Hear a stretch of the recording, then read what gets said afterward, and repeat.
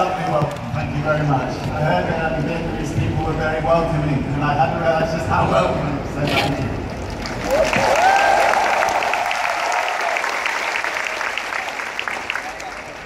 Richard, on behalf of myself, Summit Capital, and the audience, the people of Vietnam, it is an honor and a pleasure to have you here. Thank you so much for joining us. Thank you. So, you have a long history in being involved and attentive to Vietnam. Can you share a little bit about that history? Well, I was once 15. I was at school. The Vietnamese War was going on. And I felt it was an unjust war, as everybody, all young people, I think, in United Kingdom did. And I decided to leave school to start a magazine to campaign against the war. And the magazine was called Students, and you know, we marched on the American embassy, and we did everything we could to campaign to stop the war.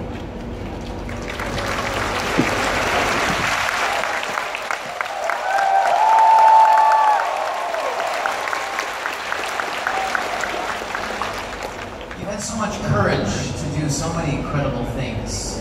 The people of the world that want to change and impact the world, where does this courage come from to be so outspoken and willing to stand up for what you believe in?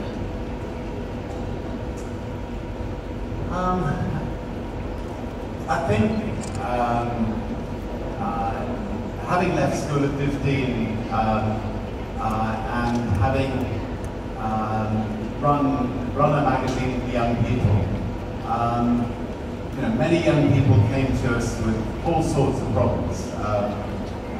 You know, gay people who were lonely people, you know, people who had sexual problems, people who had loneliness problems, and so it was my education. I mean, running the magazine, running a centre for young people, and I think it taught me to be,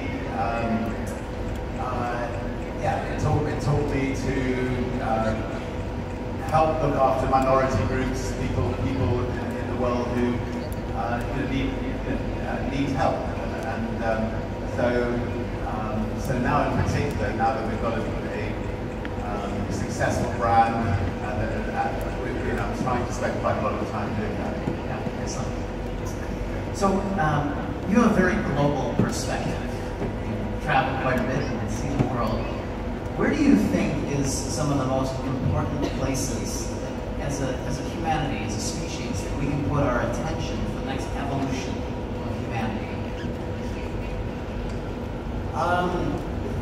Well, I think that human beings can either destroy the world that we all live in and love, or human beings can, you know, save the world. And so I think, you know, if you, well, you know, one of the things I'm going to be doing in Vietnam while I'm here is speaking to the leaders in Vietnam to try to stop the importation of rhino horns, because, you know, rhinos are being decimated in Africa.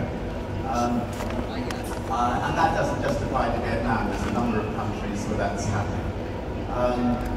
So I think, I just think that all of us as individuals have got to try to do what we can to protect the beautiful environment that we're in. I mean, Vietnam still has beautiful environment left, and sorry, and it's up to us as human beings to try to do everything we can to protect it. Running businesses is good, because I think if we build a business, you're generally trying to make people's lives better, but you've got to do it in a responsible way. Can people understand back there, or it must be very difficult to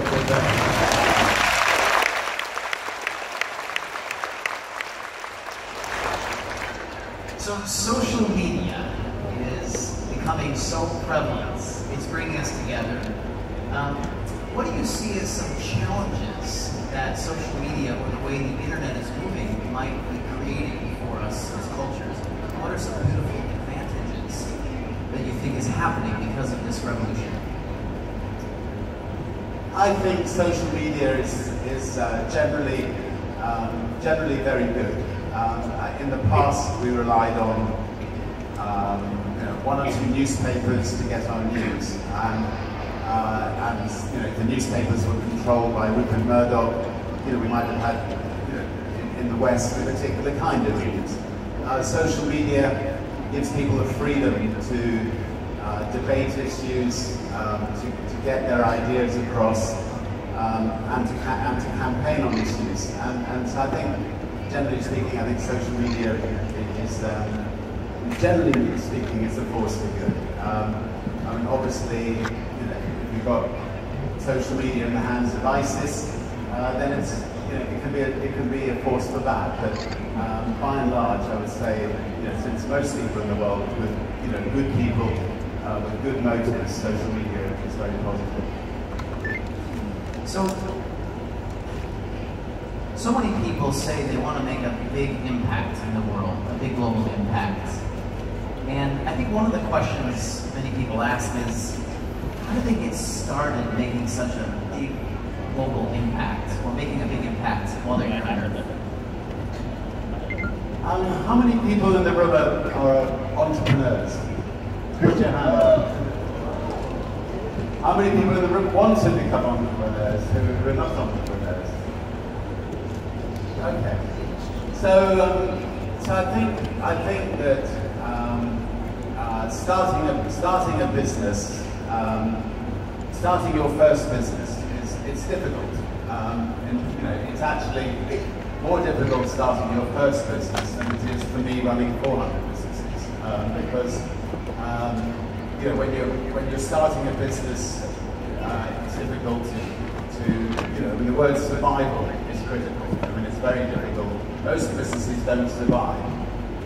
So the first thing is, do you have an idea that you feel is going to make people's lives a lot better? I said it in the video earlier. And if you have an idea that you think is going to make people's lives a lot better, how unique is it? Are other people doing the same thing? If you feel that you've got something really special, then I have a slogan: screw it, just do it. So just start, give it a try. Surround yourself with good people. Find people who believe in your business idea,